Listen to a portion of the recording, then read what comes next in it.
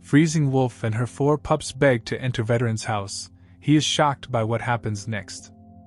The coffee pot whistled sharply in Jack Morrison's cabin, its sound piercing through the endless silence of the snow-covered forest. Outside, fat snowflakes drifted past his frost-covered windows, adding to the already thick blanket of white that stretched as far as the eye could see.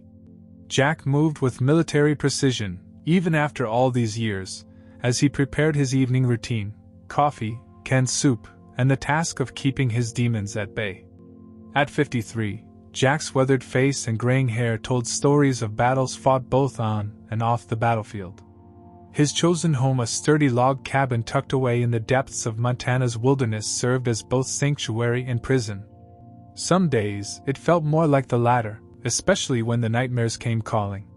The cabin's interior reflected its owner's pragmatic nature: sparse furnishings, well-maintained weapons mounted on the walls, and a collection of worn military photos. One particular image, protected by a simple wooden frame, held center stage on his mantel. In it, a younger Jack stood beside his best friend and fellow soldier, Davis Mitchell, both grinning despite the desert heat that had threatened to suffocate them that day in Afghanistan. Jack's hand trembled slightly as he reached for his coffee mug, a tremor that hadn't been there before the war. The steam rising from the dark liquid danced in the dim light of his kitchen, reminding him of the smoke that had filled his lungs that fateful day, the day he lost Davis. A sudden sound caught his attention, so faint he might have missed it if not for years of training that had taught him to notice every shift in his environment. He lowered his mug, head tilting slightly as he listened. There it was again, a soft whimper, followed by what sounded like scratching at his front door.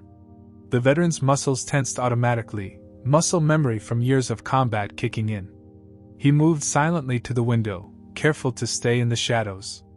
The security light he'd installed flickered to life, illuminating a scene that made him question his sanity for a moment. There, huddled against his door, was a large gray wolf.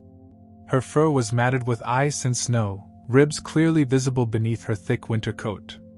But what truly caught Jack's attention were the 4 smaller shapes pressed against her sides: wolf pups, each one looking more pitiful than the last, their tiny bodies shivering in the bitter cold.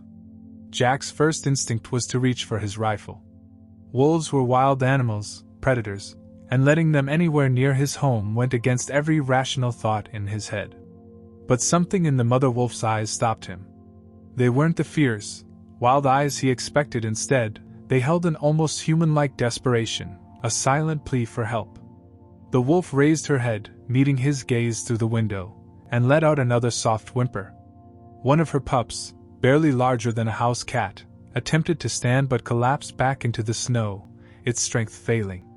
"Damn it," Jack muttered, running a hand through his gray hair. Davis's voice echoed in his memory, clear as day despite the years that had passed. "We're not just fighting for people, Jack. We're fighting for something bigger than ourselves, for this whole beautiful mess of a world." They'd made that promise together, sitting in a bombed-out building in Kandahar. Davis had always been the idealistic one, talking about protecting wilderness areas when they got home, about making a difference beyond the battlefield. He never got the chance to fulfill that dream. A sniper's bullet made sure of that. The pup's cries grew weaker, and Jack could see the mother wolf's desperation mounting. She pawed at his door again, leaving scratch marks in the wood.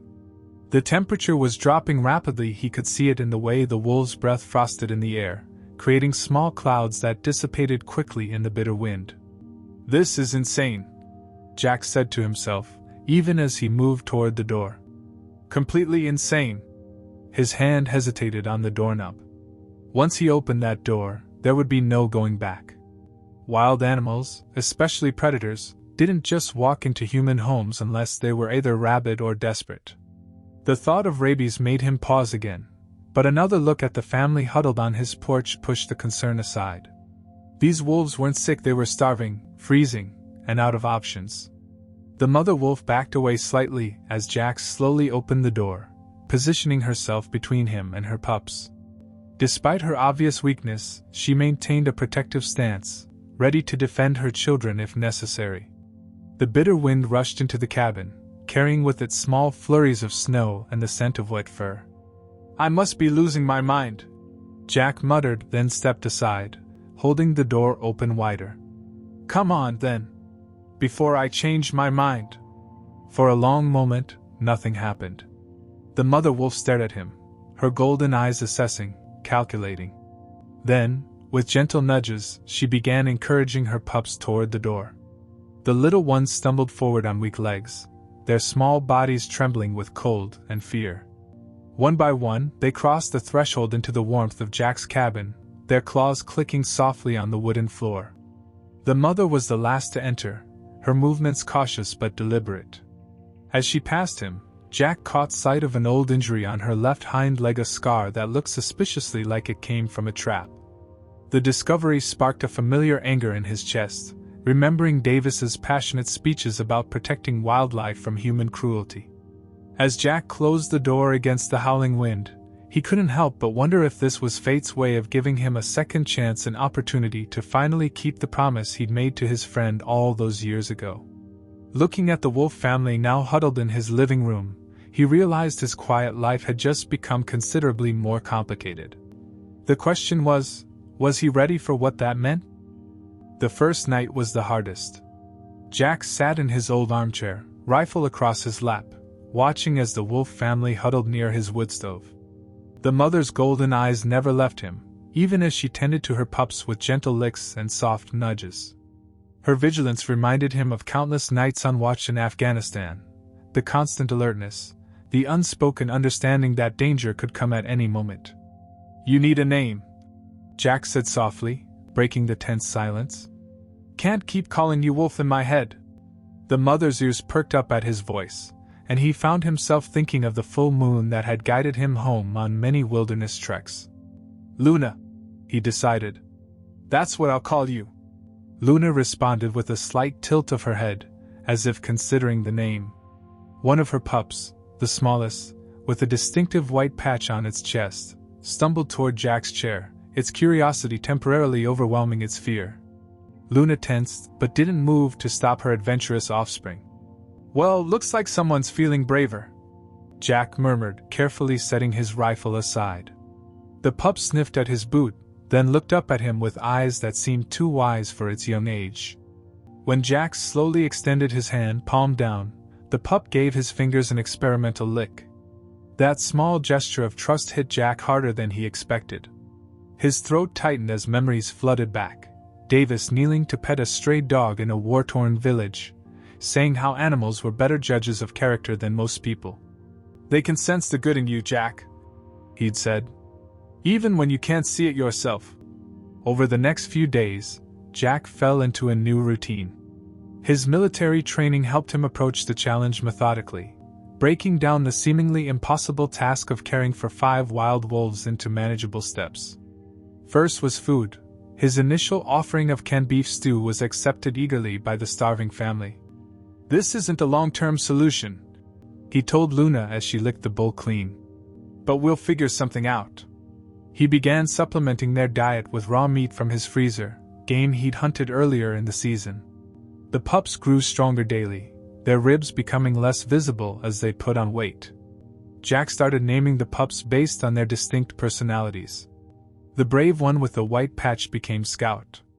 The largest, a male with unusually dark fur, he named Shadow. The female who always seemed to find trouble was Rascal, and the quietest, most observant pup became Ghost. Each name came with a story, shared during the quiet evenings when the family would gather near the wood stove. "You remind me of someone I knew in basic," he told Scout one night, as the pup attempted to climb onto his lap.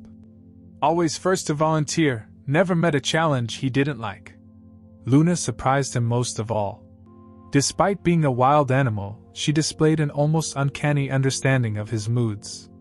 On the nights when the nightmares came, when he woke gasping and sweat-soaked, she would pad silently to his bedside. Her presence, solid and real, helped anchor him to the present, pulling him back from the battlefield that still haunted his dreams. The transformation in his daily life was subtle but profound. The silence that had once filled his cabin was replaced by the soft patting of paws, playful yips, and occasional grumbling when the pups got too rowdy. Jack found himself talking more, first to Luna and then to the pups, sharing stories he hadn't told anyone in years. Davis would have loved this, he told Luna one evening, as they watched the pups wrestle near the fireplace. He always said nature had a way of healing what war broke in us. Luna rested her head on his knee, her eyes reflecting the dancing flames. The gesture felt remarkably like understanding. As the weeks passed, Jack noticed changes in himself as well. The tremor in his hands grew less pronounced. He slept better, ate more regularly, and found himself looking forward to each day instead of just enduring it. The wolves had given him something he'd lost after Davis's death, a purpose, a reason to keep moving forward. But it wasn't until a particularly cold morning, about 3 weeks after the wolves' arrival, that Jack realized just how deep their bond had grown. He'd ventured out to check his property's perimeter, a habit he'd never quite shaken. Luna and the pups followed, the little ones bounding through snow drifts, while their mother kept pace beside him. A sudden movement in the trees caught his attention, a young deer, probably separated from its herd. Jack's hand instinctively moved to his rifle, but before he could raise it, Luna pressed against his leg. When he looked down, she met his gaze with what he could have sworn was disapproval. "Not hungry?" he asked, half joking. Luna's response was to shepherd her pups away from the deer's path, deliberately turning their attention elsewhere. The deer bounded away, unthreatened and unharmed. Jack stood there for a long moment, processing what had just happened.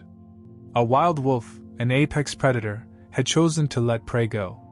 More than that, she'd actively prevented her pups from giving chase. It went against everything he thought he knew about wolf behavior. "You're full of surprises, aren't you?" he said softly. Luna's tail wagged slightly, another unusually dog-like behavior that made him wonder about her past. The scar on her leg suggested she'd had previous contact with humans, but her level of understanding seemed to go beyond mere familiarity.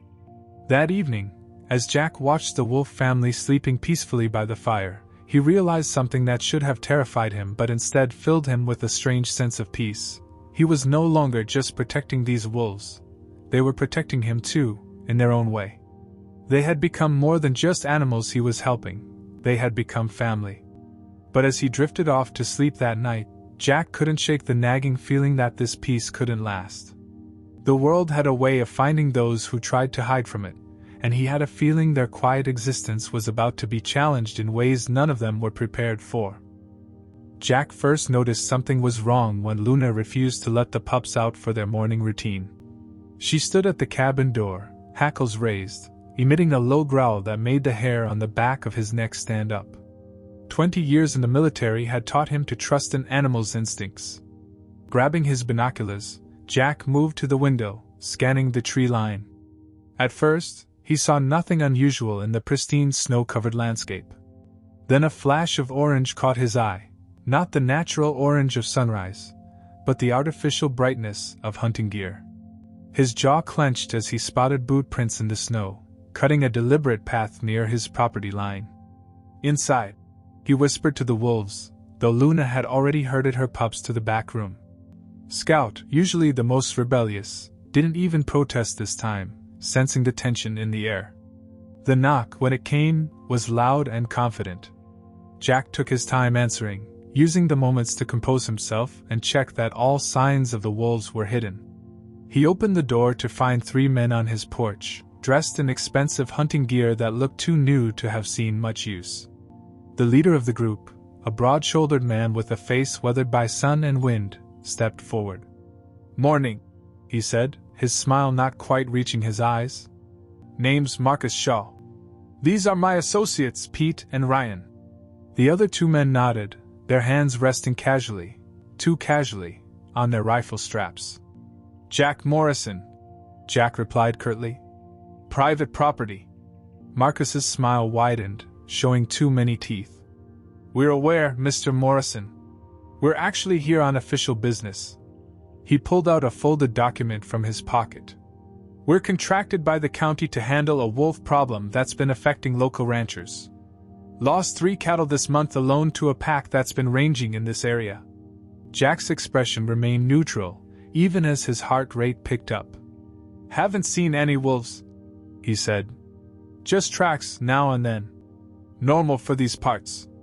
Mind if we take a look around? Pete asked, already taking a step forward. He was younger than the others, with an eagerness in his eyes that made Jack uneasy. Actually, I do mind, Jack said, shifting his stance slightly to block the doorway more effectively. Like I said, private property. If you've got proper papers, you can survey the forest land, but my property's off limits. Marcus held up his hands in a placating gesture that felt more threatening than peaceful. No offense intended, Mr. Morrison. We're just doing our job. These wolves, they're not like the stories you might have heard. Their problem animals need to be managed. A muffled whimper from inside the cabin made Jack's blood run cold. Scout, always the most vocal, must have sensed his tension. To his relief, none of the hunters seemed to notice, but Luna's answering growl, though barely audible, had him speaking quickly to cover the sound. I respect what you're doing. Jack lied smoothly, falling back on skills learned in countless combat situations. But I've got my own ways of handling predators. 20 years military. I can take care of myself. This detail seemed to interest Marcus, who studied Jack with renewed attention. Military man, huh? Then you understand the importance of following orders, protecting the community. I understand a lot of things, Jack replied evenly, including property rights and proper jurisdiction. You've got no authority to search private land without a warrant or probable cause. The friendly facade cracked slightly, showing something harder underneath. Marcus took a small step forward, entering Jack's personal space. Listen, Morrison, we can do this the easy way or the hard way. Wolves are dangerous predators. If you're harboring them, helping them. That sounds like an accusation. Jack interrupted, his voice dropping to the dangerous quiet tone that had once made new recruits shake in their boots. I'd be careful with those if I were you. A tense silence followed, broken only by the crunch of snow as Ryan shifted his weight, his hand tightening on his rifle strap. Jack didn't miss the movement, nor the way Pete's eyes darted to the cabin's windows, searching for movement. Finally, Marcus stepped back, his smile returning like a mask sliding into place. No accusation intended. Just trying to do our job. He pulled a business card from his pocket and held it out. If you see anything, give us a call. There's a reward for information leading to the pack. Jack took the card without looking at it. I'll keep that in mind. He watched them leave, noting how they lingered at the edge of his property, studying the ground. Once they were out of sight, he closed the door and leaned against it, letting out a long breath. Luna emerged from the back room, her golden eyes fixed on his face. This isn't good, he told her softly. Not good at all.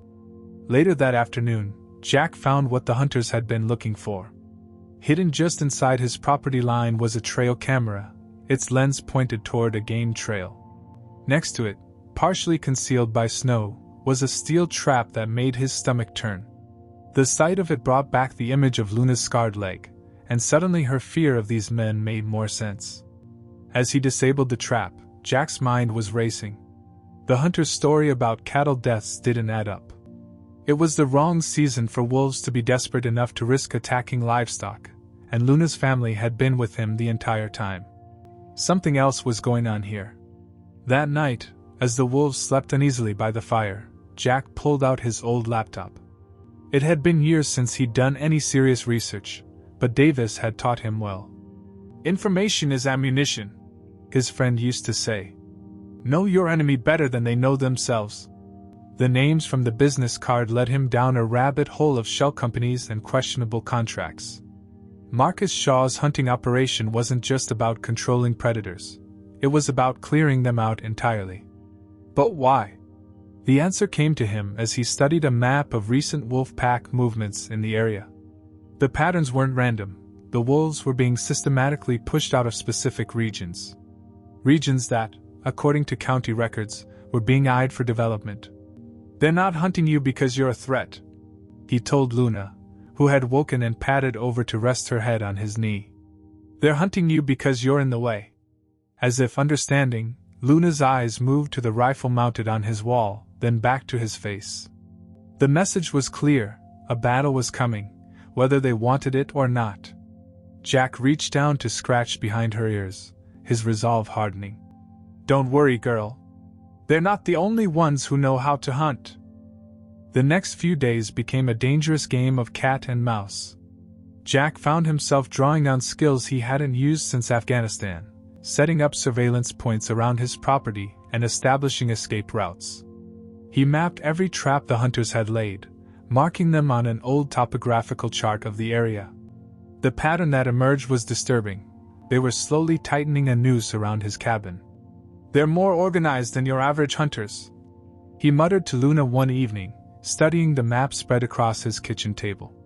The wolf had become his constant companion during these planning sessions, her intelligent eyes following his finger as he traced potential escape routes through the wilderness. A sharp bark from outside broke their concentration. Scout, who had been playing in the snow with his siblings, came tearing around the corner of the cabin, his white chest patch flashing in the dim light. Jack's heart stopped when he saw what the pup was running from: a steel trap, its cruel jaws clamped around Scout's back leg. "No!" Jack burst through the door, Luna right behind him. The other pups scattered as Jack reached Scout, who was whimpering and trying to bite at the trap. Blood stained the snow beneath him, each desperate movement causing the steel teeth to dig deeper. Jack's hands shook as he worked to release the mechanism, speaking softly to keep Scout calm. "Easy, boy. Easy. I've got you." Luna paced anxiously nearby, occasionally nudging her pup with her nose. The trap was new. Jack had checked this area just yesterday. The hunters were getting bolder, coming closer to the cabin. Finally, the trap sprung open. Scout immediately tried to stand but collapsed with a yelp. The wound was deep, but thankfully the trap hadn't hit any major arteries. As Jack scooped up the injured pup, a twig snapped in the forest. Luna's head whipped around, her hackles rising as she growled at the trees. Through the gathering dusk, Jack caught a glimpse of orange hunting gear and the glint of a rifle scope. His blood boiled. They'd been watching, waiting to see if their trap would work. Without thinking, he gently handed Scout to Luna, who immediately carried her pup toward the cabin's safety. "Show yourselves!" Jack's voice carried through the trees, filled with the authority of his military years. "Or are you cowards who only prey on puppies?" Pete emerged first, rifle lowered but ready. "Just doing our job, Morrison. That trap wasn't meant for your dog." His emphasis on the word dog made it clear he knew exactly what Scout was. "Your job?" Jack advanced on the younger man, his rage barely contained. "Your job is terrorizing innocent animals? Setting traps on private property? Back off, Morrison." Marcus materialized from the shadows, his own rifle raised. "That wolf pup is evidence of a criminal act. Harboring endangered species? That's a federal offense." Jack almost laughed at the absurdity. "Funny coming from someone trying to wipe them out. I know what this is really about. The development plans, the land grabs. How much are they paying you to clear out the wildlife?" A flicker of surprise crossed Marcus's face before his expression hardened. "You're in over your head, old man. This is bigger than a few wolves. The county needs this development, jobs, progress, growth. We're not the bad guys here. Tell that to Scout," Jack spat. "Or to all the other animals you've trapped and finished. You're not doing this for the county. You're doing it for money. Last warning." Marcus raised his rifle higher. "Turn over the wolves, stay out of our way, and we'll forget about the federal charges. Keep interfering." He left the threat hanging. Jack's voice dropped to a dangerous whisper. "Let me give you a warning instead. I've fought in places you can't pronounce, against enemies that would make you wet yourself in fear. You come near my property again, you touch one more of those wolves, and you'll learn exactly what that means." Ryan, who had been silent until now, stepped forward. "You threatening us, old-timer? 3 against 1, those aren't good odds." A howl split the air, Luna, calling from the cabin. But something was different about this howl. It was answered by another, then another, coming from different directions in the forest. The hunter's head snapped around, trying to track the sounds. Jack smiled grimly. You sure about those odds? The hunters backed away, but Marcus's parting words carried a chilling promise. This isn't over, Morrison. Not by a long shot. You can't watch them forever. Once they were gone, Jack hurried back to the cabin. Scout's wound needed cleaning, and he had preparations to make. The howls had been a lucky coincidence, a wild pack passing through the area, but they'd bought him some time. Inside, he found Luna watching over Scout, who lay on a blanket near the fire. The other pups huddled nearby, unusually quiet. As Jack cleaned and bandaged Scout's leg, his mind raced through scenarios, each worse than the last. The hunters were right about one thing: he couldn't watch the wolves forever. But as he worked, his fingers brushing against Luna's old scar, an idea began to form. The hunters weren't just breaking federal laws with their traps. They were part of something bigger. If he could prove it, expose their entire operation. Jack's laptop hummed to life as he pulled up the research he'd been gathering. Property records, shell companies, mysteries of other predators in the area.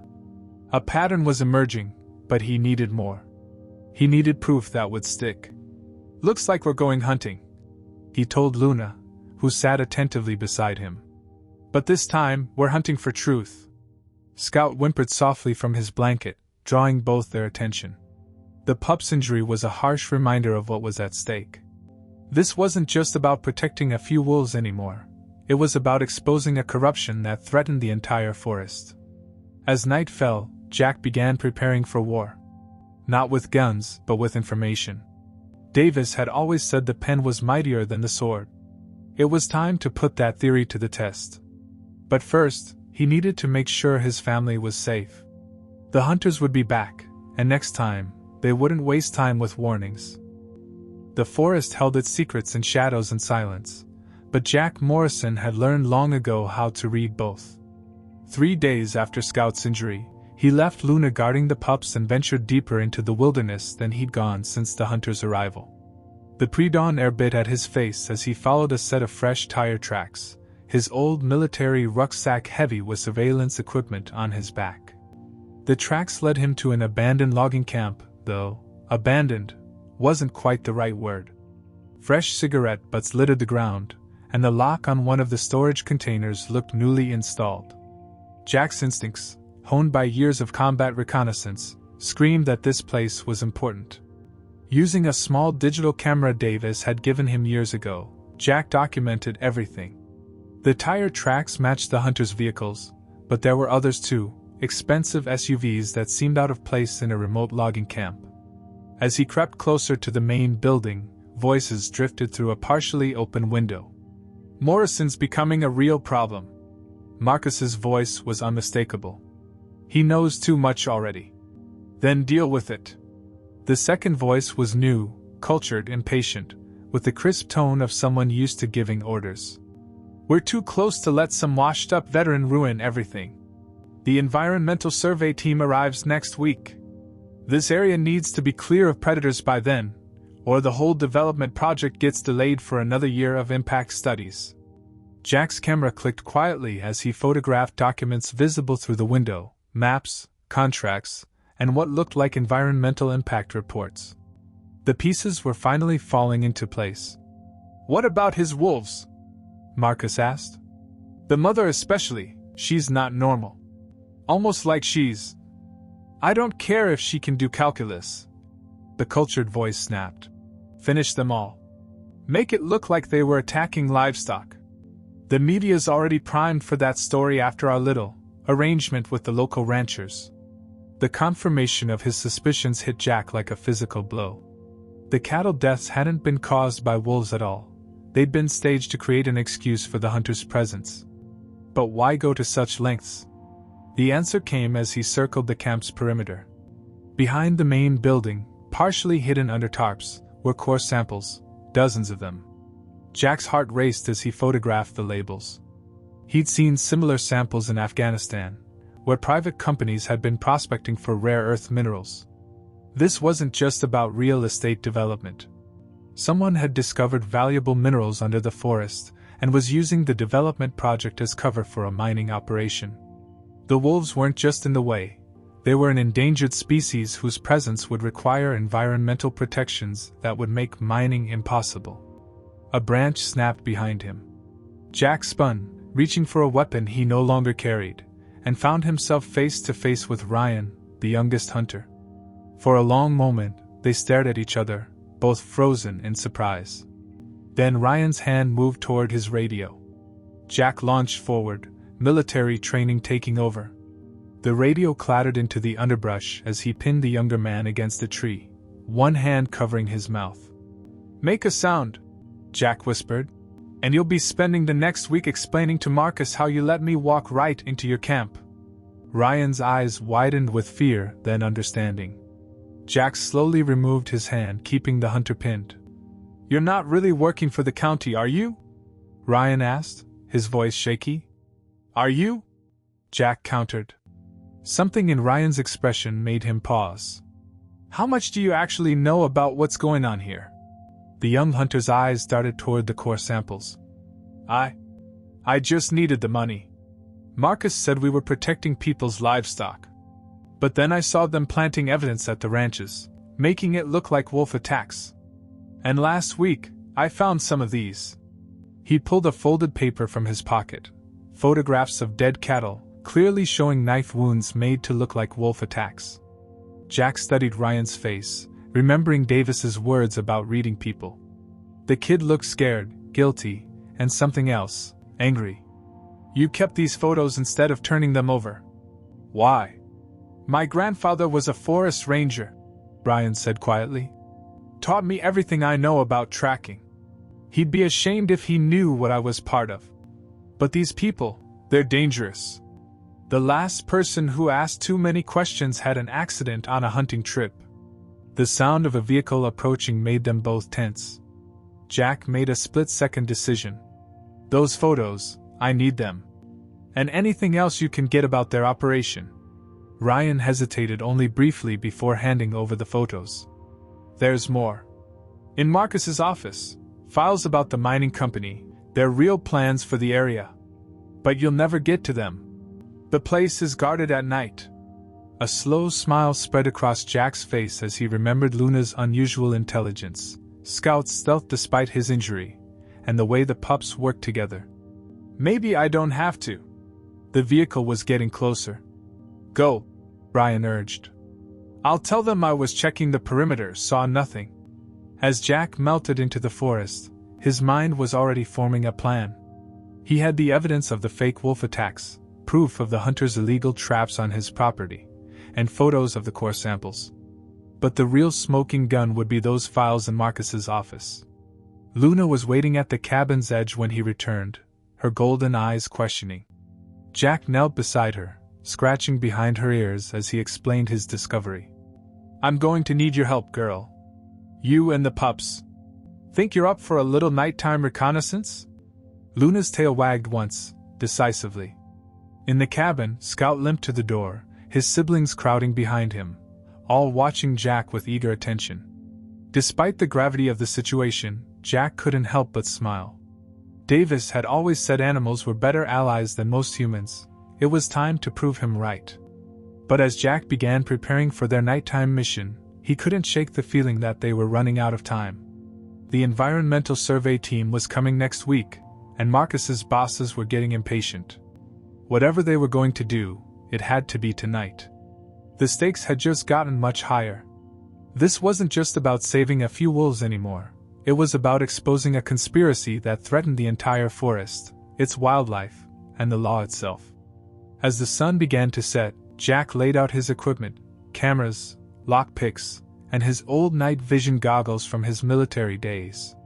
"One more mission," he told Luna as darkness fell. "For Davis." The moon hung low and full over the forest as Jack and his unlikely team approached the logging camp. Luna moved like a shadow beside him, while the pups spread out in formation just as he trained them over the past few hours. Even Scout, despite his healing leg, played his part perfectly, staying low and quiet. "Remember," Jack whispered to Luna, "we need those files from Marcus's office. In and out, quick and quiet." Luna's eyes gleamed with understanding in the moonlight. Sometimes Jack still couldn't believe how well she comprehended human speech, but tonight he was counting on that mysterious intelligence.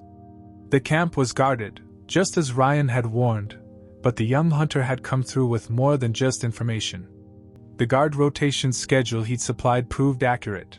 2 men at the front, 1 circling the perimeter, all of them looking outward for human intruders. None of them expected an attack from within.